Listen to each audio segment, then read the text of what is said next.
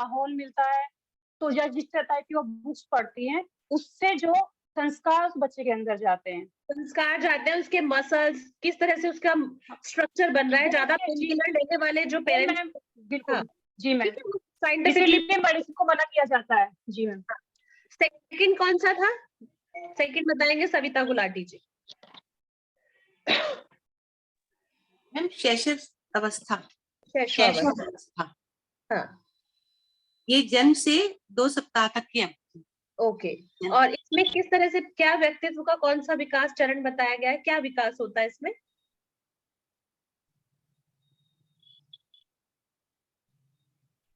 कोई भी आंसर दे सकता है ऐसे।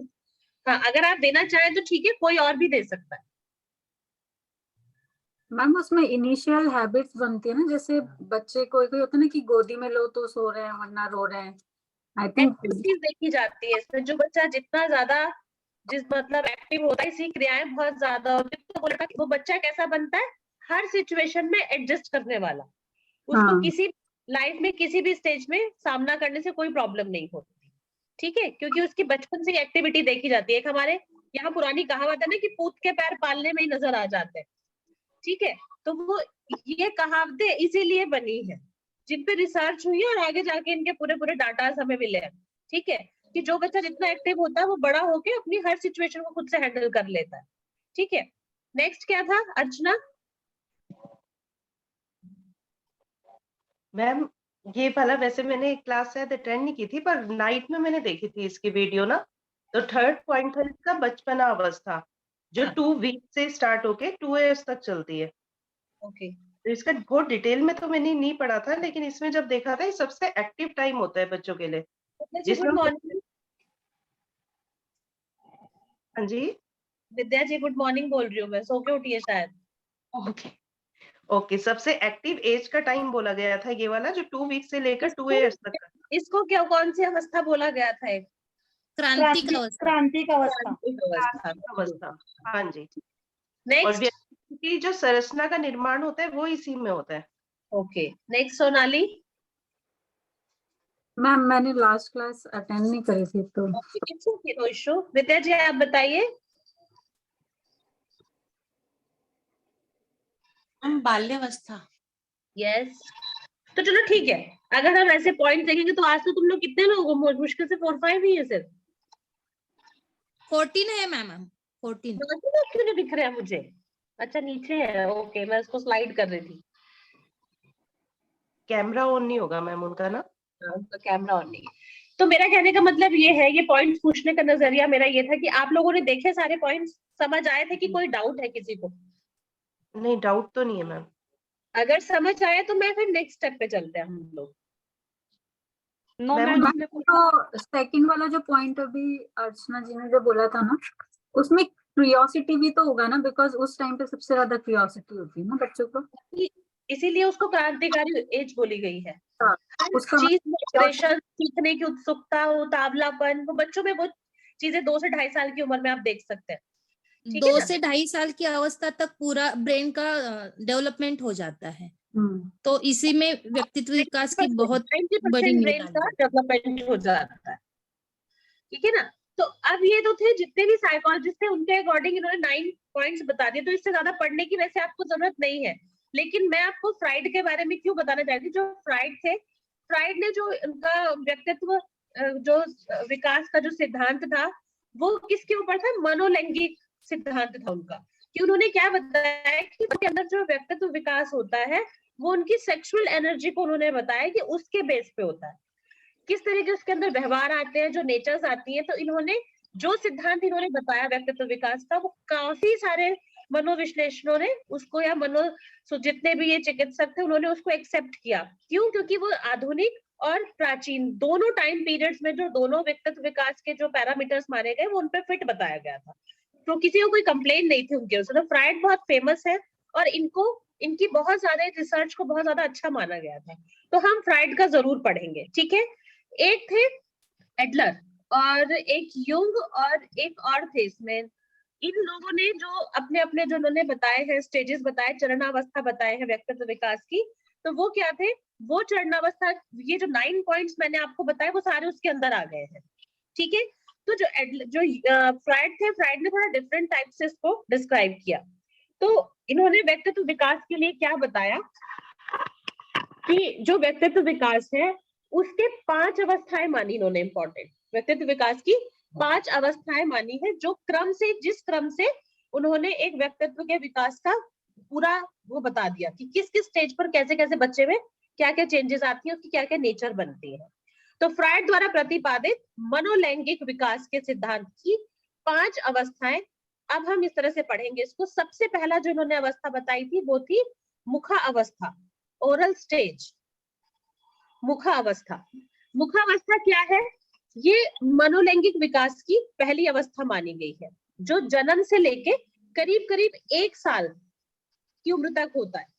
इस अवस्था में जो कामुकता है उसका जो क्षेत्र क्या माना गया है? मुंह, जो खाने का जो मुंह होता है उसको माना गया। ठीक है, उन्होंने क्या बोला कि बच्चा मुंह से अपनी जो भी उसके द्वारा जो भी क्रियाएं होती है वो मुंह से करता है, सभी क्रियाओं को, जैसे चूसना, ठीक है, निगलना, जैसे जो उसका जॉ होता है उसका बहुत यूज करता है चबाने के लिए, ठीक है, जब दांत निकलते हैं तो उसको दबाना, उसको कुछ दबाने के लिए चाहिए। तो इन्होंने क्या, इससे क्या मिलता है? उसको बहुत सुख प्राप्त होता है। जो छोटा बच्चा होता है उसको उन्होंने मुंह से बताया कि सबसे पहले जो वो कामुकता का जो क्षेत्र माना गया है वो उसका मुंह है। मुंह से वो कौन सी क्रियाएं सीखता है? जैसे चूसना, ठीक है, खाना, जो दबाना, निगलना, या फिर जो जब उसको दांत निकलने वाले होते हैं, आपने देखा उसको बहुत इरिटेशन होती है, उसको कुछ भी चबाना है, आप उसके हाथ, उसको कुछ भी, बच्चे के पास कोई भी आप चीज रखेंगे, अपना हाथ भी रखेंगे, वो सीधा मुंह में लेके जाता है। ठीक है, तो ये स्टेज में क्या था कि ये फ्राइड के अनुसार इस तरह की जो अवस्था है, या इसमें जो बच्चों की जो ये क्रियाएं होती हैं, दबाने की, चबाने की, चूसने की, ये या तो बहुत अधिक होती है किसी बच्चे में या बहुत कम होती है। जिस बच्चे में ये बहुत अधिक होती है, कम मात्रा में होता है या अधिक मात्रा में, तो जो इस स्टेजेस को क्या बताया, 2 तरह से इन्होंने इसको डिस्क्राइब किया है। मुखवर्ती उत्तेजना होने से क्या होते हैं, इनको मैं एक बार आपको लिखना पड़ेगा, नहीं तो आप इसमें कंफ्यूज हो जाएंगे। तो इसको आपने फर्स्ट जो इसका स्टेज लिखा था मुखा अवस्था, जिसको इंग्लिश में ओरल स्टेज बोला गया था, ओरल स्टेज में इन्होंने क्या बताया है? मैम ये उसी का पार्ट है क्या, योगा फॉर पर्सनैलिटी डेवलपमेंट का? ये है व्यक्तित्व विकास के चरण। चरण है, एक तो हमने क्या पढ़ा था, सबसे पहले पर्सनालिटी के बारे में पढ़ा था, जी। सेकंड हमने पर्सनालिटी के निर्धारक तत्व पढ़े थे कि एक व्यक्तित्व को कौन कौन से तत्व निर्धारित करते हैं, या किस बेस पर एक पर्सनालिटी बनती है और वो सोसाइटी के लायक होते हैं, जिसको हम एक दूसरे के साथ कंपैरिजन भी कर सकते हैं। हमारे जो गुण विशेषताएं होती है, जो एक मनुष्य को दूसरे मनुष्य से बिल्कुल भिन्न बताती है। हमारी आदतें, हमारा व्यवहार ही तो है जो हम सबको एक दूसरे से अलग बताते हैं। और हमारा किसके साथ मिलना जुलना बहुत होता है, जिसके साथ हमारी थिंकिंग मिलती है, ठीक है, विचार मिलते हैं, तो वो निर्धारक तत्व हो गए। उसके बाद जो थर्ड आपका पॉइंट था वो था कि व्यक्तित्व के चरण। एक तो हो गया हमने दुनिया को दिखाने के लिए जो हमारी पर्सनालिटी बनी, जैसे मैं आपको जो दिख रही हूँ, मैं सिर्फ आपके सामने कैसा शो करूंगी, अच्छा अच्छा, मैं अपना कुछ भी बुरा आपके सामने नहीं आने दूंगी, कोशिश मेरी यही रहेगी। बुरा कब आपके सामने आएगा? जब सडन ऐसी कोई सिचुएशन आ गई जिसमें कि मेरा अंदर का व्यक्तित्व बाहर निकल के आ गया, जिसका जिसके ऊपर कोई कंट्रोल नहीं होता। तब हम कई बार हम ऐसे शॉक्ड भी हो जाते हैं, यार ये ऐसा बंदा है, यार ये ऐसा भी बोल सकते हैं, इनका दिमाग इतना गंदा भी सोच सकता है, या ये इतने अच्छे भी हैं, इतने सहनशील भी है। जब हम ये शॉकिंग वाली एक दूसरे को लेकर जब हम व्यवहार करते हैं, वो व्यक्तित्व किन चरणों से होके बनता है? एक तो हो गया बाहरी, जिसको पर्सनालिटी बोल दिया। एक व्यक्तित्व आंतरिक होता है, जो हर एज पे जिसका विकास होता है, जो बचपन से लेके मृत्यु तक जो हमारे अंदर चेंजेस आते हैं, जो हमारे व्यवहार है सिचुएशन के अकॉर्डिंग, हमारे आसपास के माहौल के अकॉर्डिंग, हमारे फैमिली, हमारे लाइफस्टाइल के अकॉर्डिंग, जो हमारा इंटरनली जो ग्रोथ होता है, ठीक है, ये वो बात कर रहे हैं। तो इसमें उन्होंने स्टेजेस और लेवल्स पूछे थे, ठीक है। तो जो स्टेजेस है, स्टेज एक अलग चीज हो गई। स्टेज क्या है? जिनसे होकर हम गुजरते हैं। जैसे बचपन में हम कैसे थे? बहुत नॉटी। थोड़े बड़े हुए तो हम कैसे हो गए? बहुत शांत। लेकिन बचपन में हम नॉटी थे तो ये हमारे व्यक्तित्व में एक चीज ऐड हो गई। लेकिन बड़े होकर हम शांत क्यों हो गए? ऐसी क्या परिस्थितियां थी कि आप बहुत गंभीर हो गए, या ऐसा क्या फ्रीडम थी जो आप इतने आवारा हो गए या आप इतने हंसमुख हो गए, हमेशा व्यवहार एक दूसरे के बारे में बातें कर लेते हैं। तो ये चरण बता रही हूँ, वो निर्धारक तत्व थे। अब चरण जो थे वो 9 पॉइंट्स आपको बता दिया कि गर्भ से लेके गर्भ से बाहर आने के बाद हर साल किस तरह से व्यक्तित्व विकास होता है।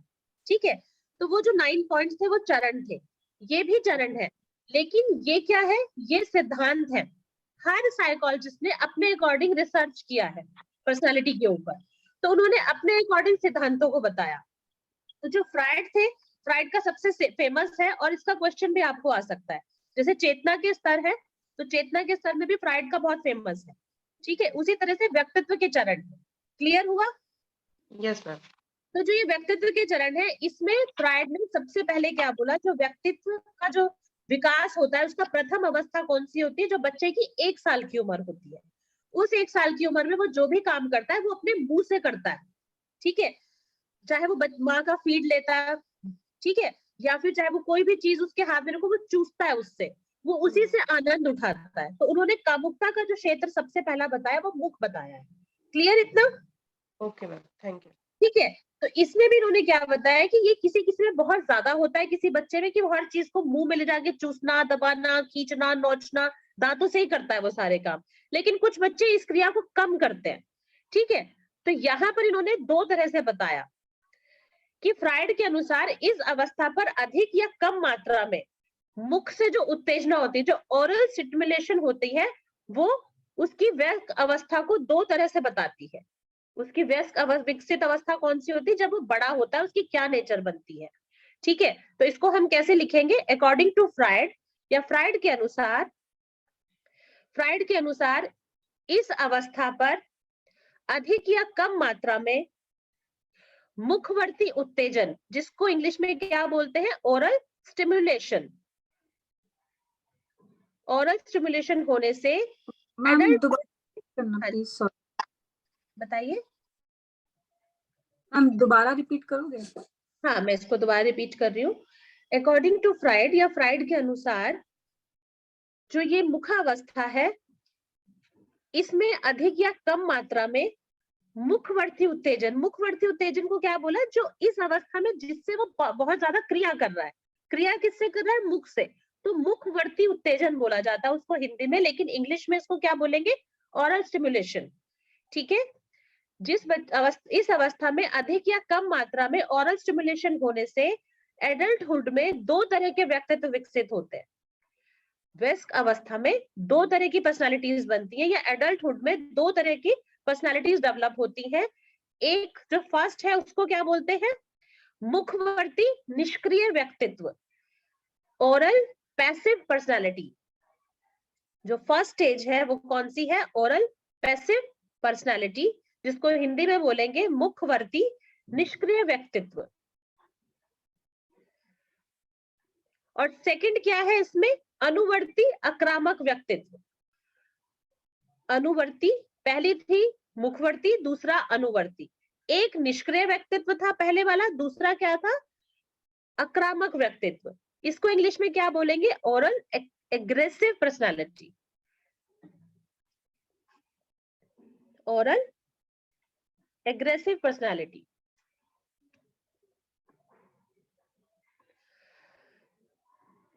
जो फर्स्ट पर्सनालिटी बताई है, ओरल पैसिव पर्सनालिटी, ये व्यक्तित्व कैसा होता है, उन बच्चों का व्यक्तित्व कैसा बनता है जो इस फर्स्ट वाली स्टेज के होते हैं, वो बहुत आशावादी होते हैं, उन्हें दूसरे व्यक्तियों पर विश्वास अधिक होता है।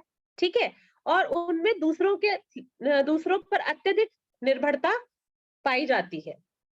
आशावादी होना, दूसरों पर जल्दी भरोसा कर लेना, और दूसरों पर उनकी डिपेंडेंसी बहुत होती है। ठीक है, जो फर्स्ट वाली स्टेज थी, कौन सी थी फर्स्ट स्टेज, आरफा जी कौन सी थी पहली वाली स्टेज, ओरल पैसिव पर्सनालिटी। ठीक है, फर्स्ट स्टेज थी ओरल पैसिव पर्सनालिटी, जिसमें कैसा व्यक्तित्व बनता है, जो बहुत आशावादी होते हैं, दूसरों पर जल्दी भरोसा कर लेते हैं, या फिर जो दूसरों पर बहुत ज्यादा निर्भरता वाले होते हैं। सेकंड है इसमें, जो सेकंड वाला व्यक्तित्व था, मुखवर्ती आक्रामक व्यक्तित्व वाले व्यक्तित्व कौन सा बनता है? जो दूसरों पर बहुत ज्यादा अपना प्रभुत्व जमाते हैं, दूसरों का बुरी तरह से शोषण करने वाले। ऐसे व्यक्ति कौन से होते हैं? जो सैडिस्टिक एक्टिविटीज में अधिक इंटरेस्टेड होते हैं। जो पहली पर्सनालिटी थी निष्क्रिय, मुखवर्ती निष्क्रिय अवस्था, वो कौन सा व्यक्तित्व था? जिसमें आशावादी होते हैं, दूसरों पर जल्दी भरोसा कर लेते हैं और दूसरों पर डिपेंडेंसी ज्यादा होती है, जिनको हम एक तरह से बोलते हैं जैसे हमारे बच्चे हमारे ऊपर होते हैं।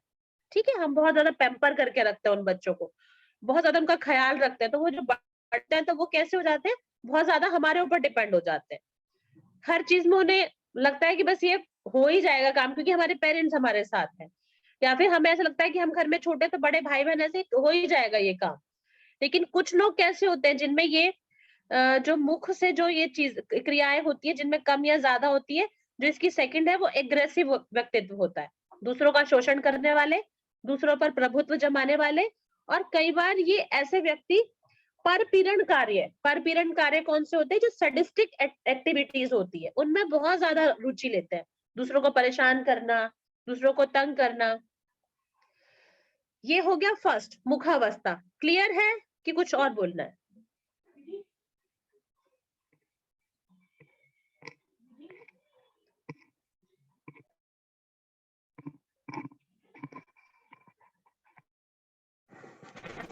मैम सेकंड वाले का टॉपिक एक बार फिर से बताएं।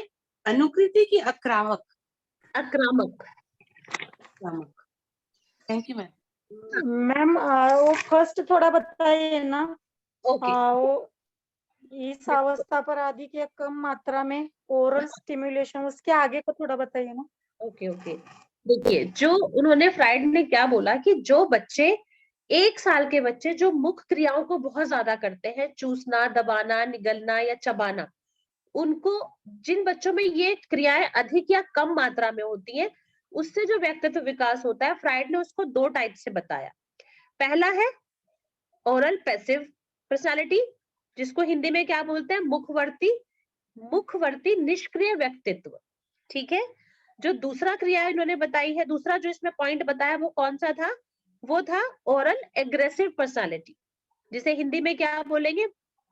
ओरल एग्रेसिव पर्सनालिटी को क्या बोलेंगे बताइए? मुखवर्ती आक्रामक व्यक्तित्व।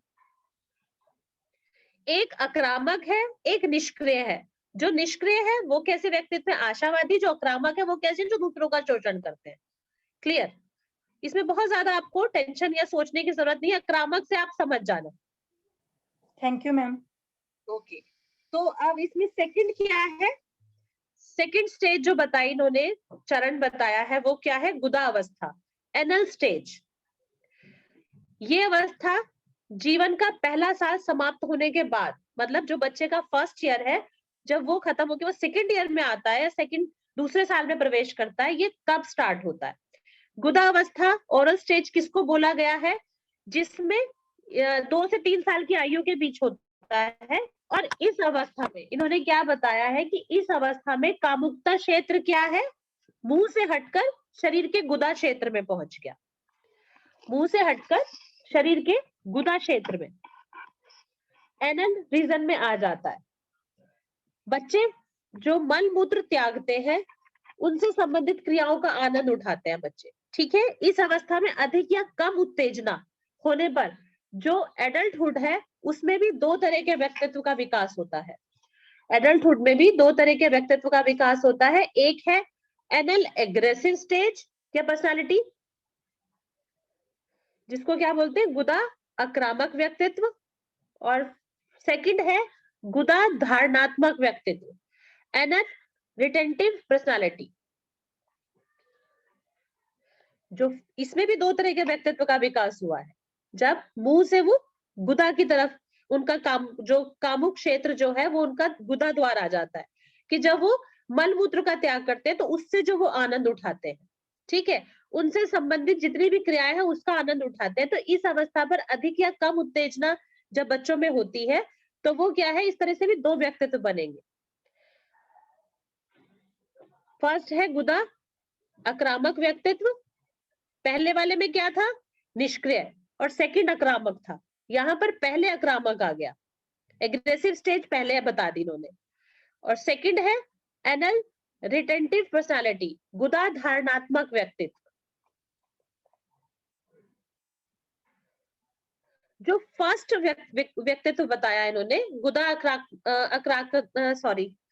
अक्रातक, क्या है ये बोलिए जरा। आक्रामकता, ठीक है। हाँ, जो एग्रेसिव पर्सनालिटी है फर्स्ट, ठीक है, उसमें किस तरह की पर्सनालिटीज बनेंगी बताइए।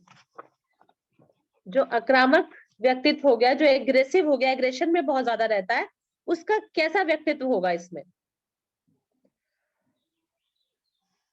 क्रूरता, विनाशिता, विद्वेष, कर्महीनता, ये वाले पर्सनालिटीज आ जाती है उनकी। क्रुएल्टी, डिस्ट्रक्टिवनेस,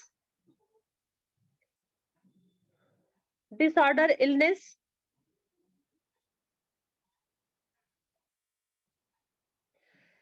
और जो सेकंड बताया इसमें एनल रिटेंटिव पर्सनालिटी, उसमें वो कैसे व्यक्तित्व बनता है बच्चों का? उसमें बनते हैं जिद्दी, कंजूस, ठीक है, और ऑर्डर लाइन में चलने वाले, जिनमें समय निष्ठा आदि गुणों की प्रधानता होती है। जो बहुत ज्यादा पंक्चुअल होते हैं, उस तरह के गुण उनमें आ जाते हैं। जिद्दी भी होते हैं, कंजूस भी होते हैं। क्रमबद्धता किसको बोलते हैं? जो अपने ऑर्डर लाइन पे काम करते हैं, जो काम टाइम बोल दिया उसी पे ही करना है। थर्ड है इसमें लिंग प्रधान अवस्था, फैलिक स्टेज। मनोलैंगिक विकास की ये तीसरी स्टेज बताई गई है, जो जीवन के चौथे से 5वें साल के अंदर होती है। जो ये जो थर्ड पॉइंट है लिंग अवस्था, बताइए कोई कुछ पूछना चाह रहा है? हाँ, यस मैम, ये थर्ड पॉइंट दोबारा रिपीट करिए, क्या है? लिंग प्रधान अवस्था, फैलिक स्टेज, ठीक है, लिंग प्रधान अवस्था। मनोलैंगिक विकास की ये थर्ड स्टेज बताई गई है। इसका टाइम पीरियड क्या है? 4 से 5 साल के अंदर। जो 4 से 5 साल की जो स्टेज होती है या जो एज होती है, उसमें ये लिंग प्रधान अवस्था का टाइम पीरियड माना है उन्होंने। इस अवस्था का जो कामुक क्षेत्र माना गया है वो जेनिटल होता है, जनेंद्रियां होती है, ठीक है। लड़की की जो जनेंद्रिय होती है उसको क्या बोलते हैं? वजाइना। और लड़कों के जो जनेंद्रिय होती है उसे क्या बोलते हैं? शिशन, पेनिस कहा जाता है। तो फ्राइड का क्या कहना है कि इस अवस्था में जो लड़के हैं उनमें मातृ मनोग्रंथि, जो माँ है, उनकी जो मतलब उनका ज्यादा अटैचमेंट रहता है उनसे, ठीक है। और जो लड़कियां हैं उनके अंदर पितृ मनोग्रंथि विकसित होती है। और ये दोनों ही ग्रंथियां यूनिवर्सल होती है। क्लियर? जो ये स्टेज बताई गई है इसको बोलते हैं लैंगिक प्रधान अवस्था या लिंग प्रधान अवस्था। इसका जो टाइम पीरियड है वो 4 से 5 साल की एज है। और इसमें जो कामुकता का क्षेत्र माना गया है वो जनेंद्रियां मानी गई है। लड़कियों की जनेंद्रियां जब इसमें विकसित होनी शुरू होती है तो उसको वजाइना बोलते हैं, और लड़कों में जो जनेंद्रिय जो विकसित होती है उसको क्या बोला जाता है? Session, penis. और फ्राइड क्या कहते हैं कि इसमें जो उल्टा होता है, माँ के वो बेटी के अंदर पिता का ज्यादा वो रहता है अटैचमेंट, और बेटों के अंदर माओ की तरफ ज्यादा रहता है, ठीक है। और ये ग्रंथियां यूनिवर्सल मानी गई है। तो इससे किस तरह की पर्सनालिटी होती है? इनका जब सफलतापूर्वक जो ये ग्रोथ करती है या जो ये स्टेज होती है, उसमें लड़के और लड़की के अंदर क्या है? मोरालिटी विकसित होती है, नैतिकता, ठीक है। और ठीक ढंग से समाधान ना होने पर इसका फिर उल्टा प्रभाव भी पड़ जाता है, ठीक है। तो फ्राइड के अनुसार जो लड़के इस अवस्था में मतलब बहुत ज्यादा बंधे हुए होते हैं, ठीक है, तो वो उनका कैसा व्यक्तित्व बनेगा? उनमें उतावलापन, शेखीबाजी, हाई एम्बिशंस, ये वाले पर्सनालिटीज उनके अंदर गुण ज्यादा डेवलप हो जाते हैं। दिखावा, शो ऑफ बहुत करते हैं, उतावलापन, जल्दबाजी बहुत होती है, ठीक है, और शेखीबाजी बहुत होती है। अपनी महत्वाकांक्षाओं को वो सबसे ज्यादा उच्च रखते हैं, उच्च आकांक्षा वाले होते हैं। और जिन लड़कियों में ये अगर सही ढंग से ना विकसित हो या फिर जो इस एज में लड़कियों के अंदर ये सही ढंग से विकसित ना हो तो उनके अंदर कैसा व्यक्तित्व बनेगा, इश्कबाजी जिसे बोलते हैं, फ्लर्टीनेस, ठीक है, सम्मोहकता, और जो इस तरह की जो पर्सनालिटीज बनती है वो ये इन लड़कियों के अंदर माना गया है इस एज में, जब इसका कम या ज्यादा विकसित नहीं होती है। ये कहने का मतलब ये है कि जो बच्चों में जो एक इन चीज की, जैसे हम बताते हैं ना कि एक एज पे आके हमें बच्चों को भी ये नॉलेज देनी चाहिए, ठीक है, हमें सेक्स नॉलेज भी बच्चों को देनी चाहिए, लेकिन हमसे जो पहली जनरेशन थी उनमें क्या था कि बहुत ज्यादा बच्चों को बांध के बहुत ज्यादा उसमें पर्दे में या बहुत ज्यादा उसमें नियम कानून में रखा जाता था। तो क्या होता था उस समय, केसेस कैसे होने लगे थे कि बच्चों में एक दूसरे की तरफ बहुत ज्यादा इंटरेस्ट डेवलप होने लग गया, छुप के बच्चे काम करते थे। आजकल तो बहुत ओपन है, आजकल किसी को कोई प्रॉब्लम नहीं होती, लेकिन उस समय क्या था, ये गुण डेवलप माने गए, मतलब उन्होंने एक पैरामीटर बता दिया कि ये इस चरण में इस तरह का व्यक्तित्व बन जाता है। अगर इस एज में अगर बच्चा बहुत ज्यादा इसमें बंधा रहे या उसको स्पेस ना दिया जाए या वो खुला ना हो उनके फैमिली में, तो इस तरह की पर्सनैलिटीज बन जाती है, ठीक है। नेक्स्ट है इसमें फोर्थ स्टेज है अव्यक्त अवस्था, लेटेंसी स्टेज, अव्यक्त अवस्था। हाँ, मनोलैंगिक विकास की ये फोर्थ स्टेज है, अव्यक्त अवस्था, जो लिंग प्रधान अवस्था के बाद स्टार्ट होती है। किसी का माइक ऑन है या सोनाली शायद आपका है बेटा। तो लिंग प्रधान अवस्था के बाद की स्टेज है ये, और इसका टाइम पीरियड क्या है, 6 से 7 साल की उम्र, 6 से 7 साल की उम्र में ये स्टार्ट होता है और 12 साल तक ये रहता है इसका टाइम पीरियड, ठीक है। और इस एज में क्या होता है, बच्चों में कोई नई कामुकता नहीं आती, मतलब अगर हमने इसको कामुकता से जोड़ा है तो उसका मतलब ये नहीं कि उसमें कोई सेक्सुअल एक्टिविटी बढ़ेगी, कोई ऐसी विकसित नहीं होती अलग से, ठीक है, या बच्चों में कोई नया कामुकता क्षेत्र विकसित नहीं होता। साथ ही साथ जो उनकी लैंगिक इच्छाएं बताई गई हैं वो भी सुषुप्त हो जाती हैं इस टाइम पीरियड में। सुषुप्त मतलब वो दब जाती है, छुप जाती है। कैसे? क्योंकि इस एज में बच्चों के अंदर कौन सी इच्छाएं जागृत होती है, जो सेक्सुअल एनर्जी है उसकी तरफ वो उनका ध्यान नहीं जाता, और उनकी इच्छाएं, लैंगिक इच्छाओं की अभिव्यक्ति भिन्न भिन्न प्रकार से हो जाती है। वो कैसी हो जाएगी, नॉन सेक्सुअल एक्टिविटीज में वो लोग पड़ जाते हैं, जैसे एजुकेशन, पेंटिंग, खेलना कूदना, उनका दिमाग इस तरफ चला जाता है। तो जो अव्यक्त अवस्था है उसमें कामुकता का कोई नया क्षेत्र विकसित नहीं होता। जैसे पहले मुंह था, फिर गुदा द्वार था, फिर उसके बाद लिंग आ गया, लेकिन इसे फोर्थ स्टेज में कोई भी नया स्थान उन्होंने नहीं बताया। तो उन्होंने क्या बताया कि लैंगिक इच्छाओं से ज्यादा उनका जो दिमाग है या जो उनका जो विकास चरण है वो कहाँ चला गया, वो अलैंगिक अवस्था में चला गया। इस स्टेज में देखा बच्चों ने आप कि उनका एजुकेशन की तरफ, स्पोर्ट्स की तरफ, पेंटिंग, इस तरफ बहुत दिमाग चला जाता है। इसमें कोई नया कुछ भी विकसित उनके अंदर नहीं होता, बल्कि टेक्निकली इस अवस्था में मनोलैंगिक विकास की ये एक अवस्था मानी ही नहीं गई है। फ्राइड ने इसको डाल दिया क्योंकि ये एज 4-5 के बाद 6 to 12 जो टाइम पीरियड आता है उन्होंने उसमें उसको डाल दिया, लेकिन इसके अंदर कोई चेंजेस नहीं है और ये लैंगिक अवस्था में आती भी नहीं है, मनोलैंगिक विकास में, सॉरी। क्योंकि जो हम पढ़ रहे हैं पर्सनालिटी के जो स्टेजेस पढ़ रहे हैं वो मनोलैंगिक के आधार पर पढ़ रहे हैं। तो जो फोर्थ पॉइंट है वो इसमें है, लेकिन उसको अगर देखा जाए टेक्निकली तो वो मनोलैंगिक के अंदर नहीं आता, क्योंकि कामुकता का उसमें कोई नया क्षेत्र नहीं बताया गया। क्लियर? यहां तक कोई डाउट?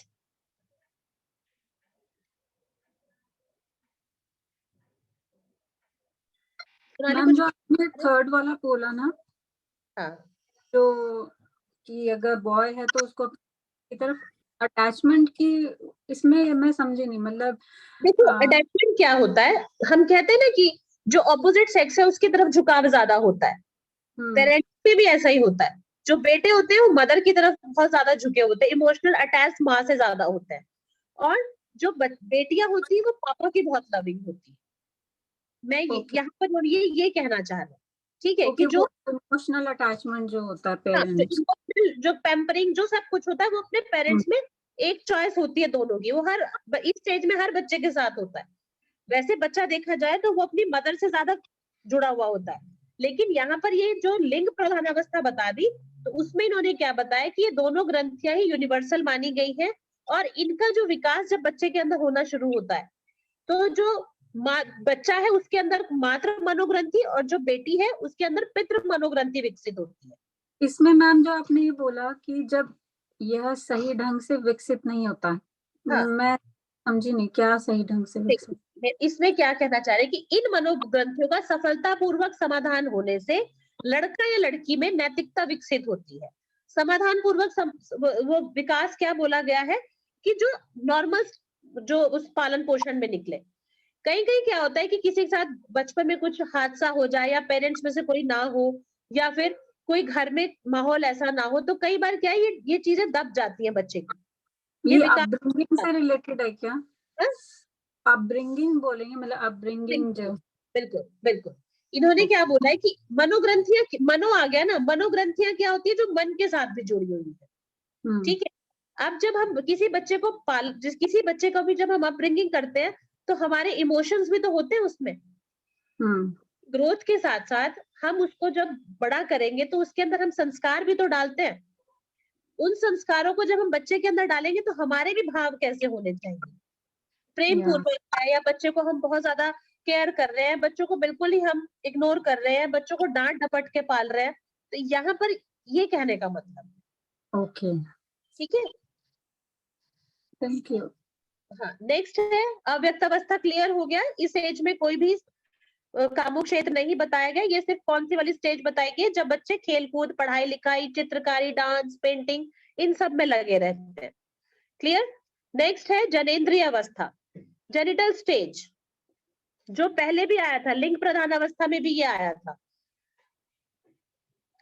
लेकिन ये एक जेनिटल स्टेज कौन सी हो गई, मनोलैंगिक विकास की ये लास्ट स्टेज बताई गई है, जो 13 साल की एज से प्रारंभ होके कब तक होती है, एडल्टनेस तक आ जाती है। या फिर इसको क्या बोलेंगे, किशोरावस्था और प्रौढ़ अवस्था, दोनों इसमें सम्मिलित है। मनोलैंगिक विकास की जो लास्ट स्टेज है, 5th स्टेज बताई गई है, वो 13 साल से स्टार्ट होती है और फिर वो निरंतर चलती रहती है। निरंतर का मतलब है जो फिर हमारे मरने तक, जब तक हम बूढ़े हो जाते हैं, इस एज को तब तक माना गया है, इस टाइम पीरियड को। इस अवस्था में जो किशोर और किशोरियां, उसमें बहुत सारे जो बॉडी चेंजेस होते हैं और ग्रंथीय विकास होते हैं, जो फिर आगे जाके परिपक्व हो जाते हैं। और इसी स्टेज में या इस एज में कुछ मतलब जो इसमें फर्स्ट किशोरावस्था बोली गई है, उसमें क्या है, उसमें जो बच्चों के अंदर जो नेचर डेवलप होती है वो कौन सी होती है, उसमें कौन सी होती है, अपने ही लिंग में या अपने ही लिंग के व्यक्तियों के साथ उन्हें रहना अच्छा लगता है। जो लड़के होते हैं वो लड़कों के साथ ही उन्हें खेलना कूदना बातें करना पसंद होगा, लड़कियां लड़कियों को ही पसंद करती हैं, उन्हीं की कंपनी के साथ रहती है। लेकिन जैसे ही वो युवावस्था की तरफ नेक्स्ट स्टेज में बढ़ती है, क्योंकि ये 13 साल से स्टार्ट हुआ, तो हम इसको अगर स्टेज में डिवाइड करें तो 13 साल से 15-16 साल तक बच्चे क्या है, अपनी उसमें अपने ही जो लड़कियां हैं वो गर्ल्स में और बॉयज में ही रहते हैं, शर्माते हैं वो एक दूसरे से बात करने में या खेलने में, उनको अपनी कंपनी कंफर्टेबल लगती है। लेकिन जो उससे नेक्स्ट स्टेज होती है, उसमें क्या हो जाता है, धीरे धीरे ये व्यक्ति जो इसमें जो चेंजेस आने लग जाते हैं, वो क्या हो जाता है, समलैंगिक की जगह वो फिर एक दूसरे के ऑपोजिट उनका जो अट्रैक्शन है वो बढ़ना शुरू हो जाता है। प्रारंभिक किशोरावस्था में सभी व्यक्तियों में समलिंग कामुकता की प्रवृत्ति होती है। ठीक है, और धीरे धीरे जैसे व्यक्ति प्रारंभिक स्टेज से आगे बढ़ता है किशोरावस्था की तरफ या एडल्टहुड में प्रवेश करता है, तो उसकी समलिंग कामुकता प्रवृत्ति क्या है, वो किसमें होने लगती है, वो बिल्कुल चेंज हो जाती है, वो विषम लिंगी हो जाती है। और इस अवस्था में क्या होता है, इस एज में क्या होता है कि व्यक्ति की जो शारीरिक, मानसिक और सामाजिक रूप से वो पूरी तरह से मैच्योर हो जाता है और अपने संबंधों को वो पूरी तरह से उसमें आनंद उठाने लग जाता है। इस एज को जो फर्स्ट जो 9 पॉइंट्स आपने पढ़े थे, इस एज को कौन सा पॉइंट पे रखा गया था, मुझे ये बताइए, इस चरण को कौन से पॉइंट पे बताया था?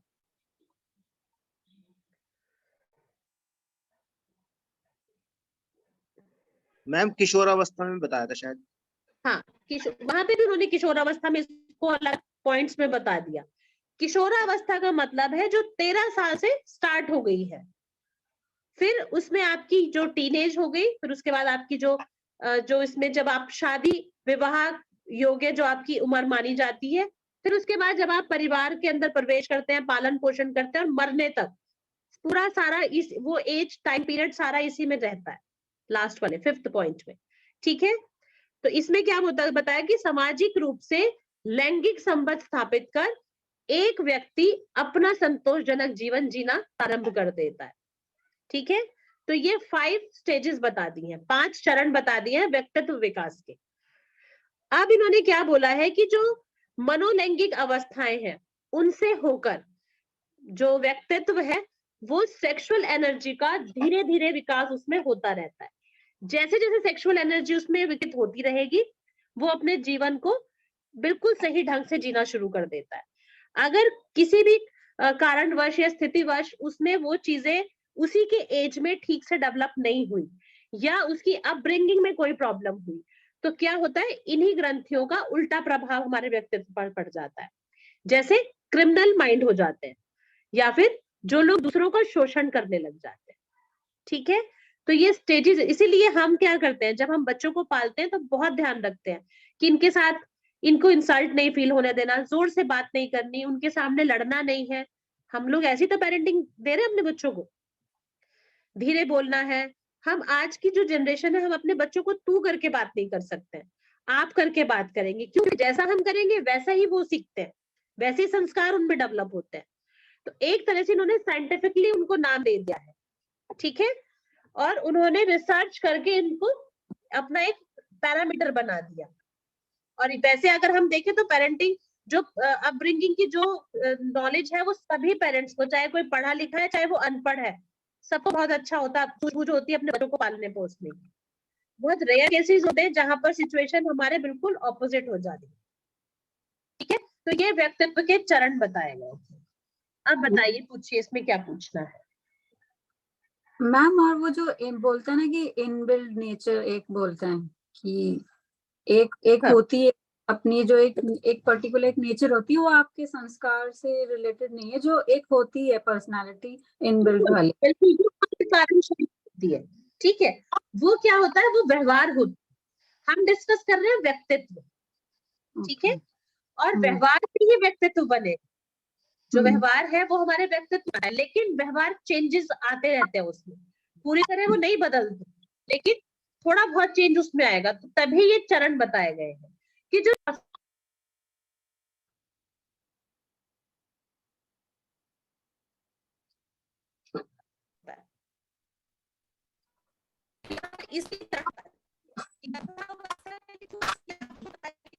मैम, आपकी वॉइस क्रैक हो रही है, क्लियर नहीं है।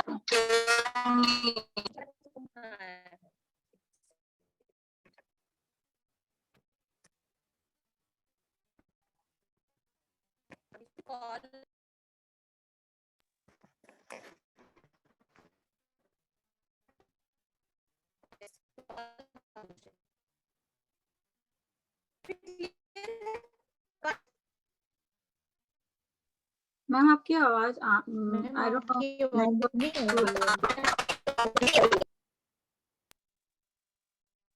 अभी क्लियर है? No ma'am. नो।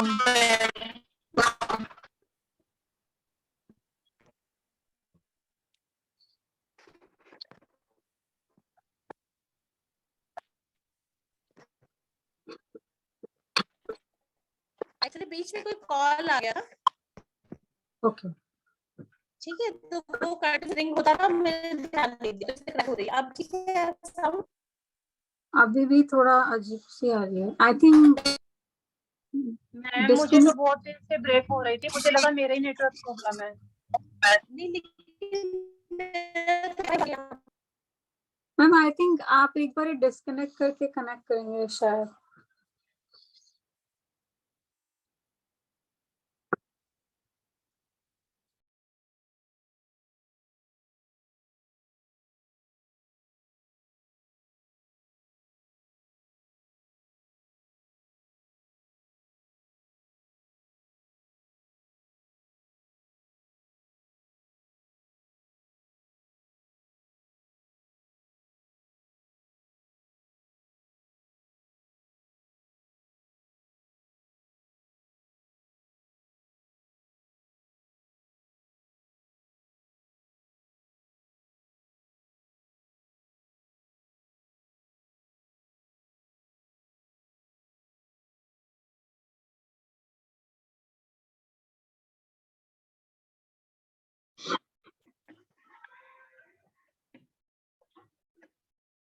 अभी बताइएगा।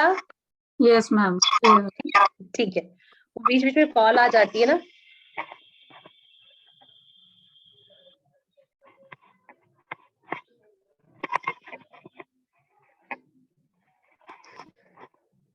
चलिए, अब मुझे बताइएगा क्या पूछना है अभी इसमें। जो व्यक्तित्व विकास के चरण हैं, इस टॉपिक पर आपको क्या चीज समझ नहीं आई है?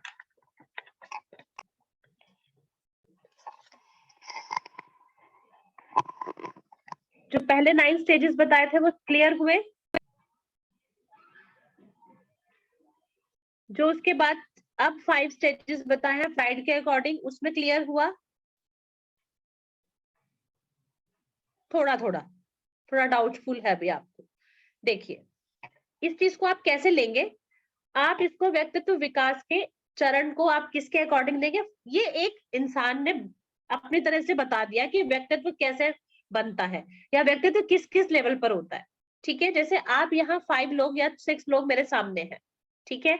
अगर मैं आपसे पूछूंगी कि आप किस तरह बड़े हुए, तो सबके एक्सपीरियंस अलग होंगे, सबके एक्सपीरियंसेस अलग होंगे, सबकी नेचर भी अलग है। लेकिन जब आप एक साथ होते हैं तो कुछ एक चीजें हैं जो आपकी एक दूसरे को पसंद आती है। ठीक है, किसी को आपका गुस्सा बहुत अच्छा लगता है, किसी को आपका हंसना बहुत अच्छा लगता है, किसी को आपके साथ बैठना बहुत पसंद है। आप भले उसका शोषण भी करें लेकिन तब भी उसको आपकी कंपनी अच्छी लगती है। तो ये सब चीजें क्या है, सिचुएशन के ऊपर डिपेंड करती है कि हम किस किस चरण से होके गुजरे हैं, या हमारा जो व्यक्तित्व विकास हो रहा था तो हमें क्या क्या कमियां हमारे उस साथ हुई, या क्या क्या हमें बहुत सारा चीजें। बहुत किसी बच्चे को आप बहुत ज्यादा पैम्पर कर दोगे ना, तो आपको उसको आपका साथ ज्यादा पसंद नहीं आएगा, उसको पैम्परिंग पसंद ही नहीं होगी, क्योंकि आपने उसको जितना देना चाहिए था उससे बहुत ज्यादा उसको उसके साथ पाल दिया। तो यहाँ पर ये कह रहे हैं कि जो नेचुरल प्रोसेस है परवरिश का, वो कैसा होता है, जो इंटरनली जो हमारी ग्रोथ होती है वो किस आधार पर होती है, उन्होंने वो चीजें यहाँ बताई है। लेकिन उसमें भी अगर कम ज्यादा होता है स्थिति के अकॉर्डिंग, माहौल के, या जो हमारा एटमॉस्फेयर है, जब उसमें वो कम ज्यादा होने लगती है तब हमारा व्यक्तित्व एकदम ऑपोजिट हो जाता है। जो धार्मिक प्रवृत्ति के लोग होते हैं, हम इसको कैसे समझेंगे? समझिए, आप योग के स्टूडेंट हैं सारे। योग को आप, कोई मेडिटेशन को बहुत ज्यादा इंपॉर्टेंस दे रहा है क्योंकि उसको मेडिटेशन ही समझ आ रहा है। किसी को प्राणायाम में ही बहुत अच्छी चीजें, अपने आप को वो योग से जुड़ा हुआ मान रहा है क्योंकि वो प्राणायाम में ही अपने आप को बहुत सेटिस्फाइड कर पा रहा है। ठीक है, और किसी को आसन बहुत पसंद है तो योग एक ही चीज ना, लेकिन उसमें आपने क्या क्या चीजें आपको पसंद आई, आप उससे कनेक्ट हो गए। तो व्यक्तित्व भी एक ही चीज है, लेकिन जो परिस्थितियां हैं उनके अकॉर्डिंग कौन सी चीज डेवलप हो गई और कौन सी दब गई, यहाँ पर उस बारे में बताया है। तब आपका एक व्यक्तित्व उभर के आता है, जो बाहरी, जिसे व्यक्तित्व बोला गया है, जिसे बाहरी मुखौटा पर्सनालिटी बोला गया है। लेकिन आंतरिक व्यक्तित्व का सबका एक जैसा तरीका है डेवलप होने का, कि किस स्टेज में, किस एज में आप चलना सीखोगे, किस एज में आप बैठना सीखोगे, किस एज में आप खाना सीखोगे, किस एज में आप अपने आप सुसु पॉटी हमारा बच्चा करना सीख जाता है। तो यहाँ पर प्रोसेस क्या है, वो नेचुरल है। लेकिन अगर मेरे बच्चे को अगर 2 से 3 साल की उम्र में, जैसे जो उन्होंने सेकंड स्टेज बताई है कि उसमें वो अपने मल मूत्र त्याग में ही आनंद उठाता है, ठीक है, तो यहाँ पर कहने का क्या मतलब है, अगर हम बच्चों को उस एज में वो आदत नहीं डालेंगे तो लाइफ टाइम उसके अंदर एक प्रॉब्लम ये चलती रहेगी। या तो वो उसमें कॉन्स्टिपेशन की प्रॉब्लम रहेगी, या फिर वो बहुत ज्यादा चिड़चिड़ा रहेगा, है ना, या फिर उसके फेस पे कोई खुशी का आभास नहीं होता। आप देखोगे जिस दिन भी बच्चे का पेट साफ ना हो, वो बहुत परेशान रहता है। लेकिन कुछ पेरेंट्स कैसे होते हैं, बच्चों को बचपन से ये आदत डाल देते हैं, हम व्यवहार में उसको लेकर आते हैं, पर इंटरनली प्रोसेस सबका एक एज में एक साथ ही होता है बच्चों का। तो यहाँ पे साइंटिफिकली उन्होंने बता दिया है कि जो इंटरनल बॉडी जो ग्रोथ करती है वो इन चरणों से होकर निकलती है। ठीक है, ये एज में होता है। लेकिन हम उसके साथ कैसे उसको हेल्प कर रहे हैं, या हम उसके साथ कैसे समायोजन कर रहे हैं कि हम उस परवरिश को, उस व्यक्तित्व को अच्छी तरह बना सके, या एक आदर्श व्यक्तित्व के रूप में बता सके। कोई भी कंप्लीट नहीं होता है, किसी ना किसी में व्यवहार में कोई ना कोई कमी रहती है। अगर मुझ में 10 चीजें अच्छी है तो एक कमी जरूर होगी, लेकिन इसका मतलब ये नहीं है कि वो मेरी परवरिश में कोई गड़बड़ हुई है। वो इंटरनली भी हो सकता है, वो बाय बर्थ, वो नेचर में भी हो सकता है कि गर्भ के जब मैं गर्भ में रही हूँ अपने माँ के, तो क्या पता तब उनके व्यवहार कैसे होंगे, उनके विचार क्या होंगे, ठीक है। तो मेरा कहने का मतलब ये है कि इसको आपने क्या बताना है, ये सिर्फ चरण है, आपको ऐसे एक्सप्लेन करने हैं इसको, आपने इसमें अपना कुछ नहीं ऐड करना, ठीक है, अपना कुछ नहीं ऐड करना इसमें। सिर्फ एक ये फ्राइड ने बता दिया स्टेज की मनोलैंगिक आधार पर उन्होंने व्यक्तित्व के 5 चरण बता दिए, बस। हमें भी पता है कि बच्चा पहले बाल्यावस्था में ही होता है, फिर किशोरावस्था में होता है, फिर युवावस्था में होता है, फिर वृद्धावस्था में आ जाता है, हमें भी पता है ये सब चीजें, लेकिन साइकोलॉजी में इसको इन्होंने इस तरह बता दिया है, ठीक है। माधुरी जी, क्लियर हो रहा है आपको? हो रहा है, लेकिन आप खुश नहीं लग रहे हैं। वो मैडम मेरा नेट का प्रॉब्लम हो रहा है, बीच बीच में जा रहा है, वो मोबाइल ओवर हीटिंग आ रहा है वो। ओके, अर्चना आप लोग बताइए अब आप इसको कैसे बताएंगे। सपोज मैं आपके सामने क्वेश्चन रखती हूँ कि व्यक्तित्व विकास में कौन सा स्टेज है जिसमें बच्चे का व्यवहार आपके बिल्कुल ऑपोजिट हो जाता है। अगर मैं आपको ये क्वेश्चन पूछूं तो आप इसको कैसे बताएंगे मुझे? मैम बिल्कुल अपोजिट हो जाता है, तो मुझे लगता है एज अ पेरेंट्स तो मेरे ख्याल से जब वो किशोरावस्था में होता है उस टाइम पे अपोजिट हो जाता है। बिल्कुल, जो टीनेज बताइए ना, ठीक है, 12 से 14 साल वाली एज बताई थी, ठीक है, उसमें कैसे होता है, विरोधाभास बच्चे में बहुत आता है, उसको आर्ग्यू करने लग जाते हैं बच्चे, अपनी ही जो उनको लगता है कि हम ही सही है, बस सामने वाला बिल्कुल गलत है और पेरेंट्स तो बिल्कुल ही गलत है, ठीक है। आपने बिना किसी पैरामीटर के, बिना रिसर्च के आपने साफ साफ सामने बोल दिया जी, ठीक है, तो इसका मतलब आप लोगों को सब पता है, बस प्राइड के अकॉर्डिंग बताना है आपने, ठीक है। प्राइड के अकॉर्डिंग ये कौन सी स्टेज हुई? ये फिफ्थ स्टेज हुई, ये लास्ट स्टेज, ज्ञानेंद्रिय अवस्था, यस, लास्ट स्टेज ना, 13 टू किशोरावस्था से पूर्ण अवस्था तक, हाँ, कंप्लीट, जो 13 साल से 19 साल तक की उम्र है किशोरा। इसमें जो लास्ट वाला जो बताया ना जनेंद्रिय अवस्था, उसमें भी उन्होंने क्या बोला, ये 13 साल से शुरू हो जाती है, 13 साल से टीन एज होती है, इसी में बच्चे बहुत एग्रेसिव हो जाते हैं, बहुत ज्यादा जिद्दी, अपना ही मन मर्जी का करना है, ठीक है। लेकिन उसके बाद कैसा लेकिन सभी बच्चे नहीं होते हैं, यहाँ पर फिर मैं इस बात को यही रोकूंगी कि सभी बच्चे एक जैसे नेचर के नहीं होते हैं, लेकिन रिसर्च के अकॉर्डिंग 90% अगर देखा जाए तो एक यही मत निकला है कि अगर हम 100 बच्चों पर रिसर्च करेंगे तो उसमें से 70 बच्चे इस नेचर के निकलेंगे, क्लियर। लेकिन जो उनके संस्कार है, परिवार का माहौल है, जो उनकी अपनी नेचर है, उसमें क्या है 30% वो ऑपोजिट भी हो जाता है। बहुत सी फैमिलीज का माहौल बहुत गंदा होता है, लड़ाई झगड़े, मार पिटाई सब कुछ होता है, लेकिन उनके बच्चे बहुत संस्कारी होते हैं, तो वो किस वजह से, वो उनके कारण शरीर में जो उनका व्यवहार है, जो उनका व्यक्तित्व बाय बर्थ उन्हें मिला है, उसके बेस पर वो अलग हो जाते हैं अपने परिवार से नेचर में। सोनाली अब समझ आया थोड़ा? अब समझ आया? Yes ma'am. अभी फिर भी मैं एक इसका एग्जांपल और दूंगी, जैसे हमारा मन है ना, हमारा मन क्या है, सभी के मन को क्या चीज बहुत अच्छी लगती है, हम सबको सुख बहुत पसंद है, कोई भी हो, चाहे किसी को भी दुख पसंद नहीं होगा, ठीक है। लेकिन अगर हम योग में आने के बाद सुख का डेफिनेशन पूछेंगे तो वो क्या होगा, सुख को हम किससे बताएंगे? सुख को हम संतोष मानेंगे। अगर हमारे पास कभी में भी संतोष है तो हमसे सुखी आदमी कोई नहीं है। लेकिन अगर हम इस जो अभी हम योग का नाम माने अपने आप को, योग से बाहर मान लो, तो हमारे लिए सुख क्या है? पैसा, पावर, ठीक है, लग्जरियस लाइफ, यही तो सुख है। लेकिन अगर एक्चुअली आप देखो सुख क्या है जो योग में बताया गया है, वो क्या है? इन सब चीजों का परित्याग, आत्मिक सुख को इन्होंने सुख बताया है, ठीक है। हम अविद्या के कारण किसको सुख मानते हैं? जो दुख का कारण है।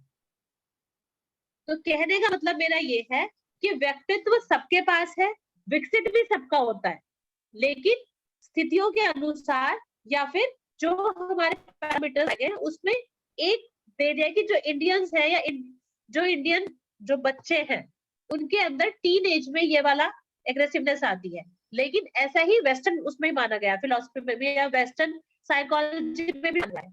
आपने देखा है वहां पे 18 के बाद बच्चों को फ्रीडम है, वो अलग रह सकते हैं, अलग रह सकते हैं। वो उन्होंने एक एज बता दिया, पेरेंट्स के साथ रहना चाह रहे हैं तो ठीक है, वो अलग भी रह सकते, कोई प्रॉब्लम नहीं है। आप बच्चों को वहां मार नहीं सकते, पीट नहीं सकते वहां के बच्चों को। जैसे हम अपने इंडियन माए जो अपने बच्चों को कितना मर्जी मार पीट ले, लेकिन बच्चे माँ के पास ही चिपटते हैं आगे। वो क्यों? क्योंकि वो एक संस्कार है, ठीक है, उन्होंने देखा है अपने परिवार में ये सब चीजें। इसकी मैंने एक स्टोरी भी सुनाई थी, शायद टीना और तुम लोगों को।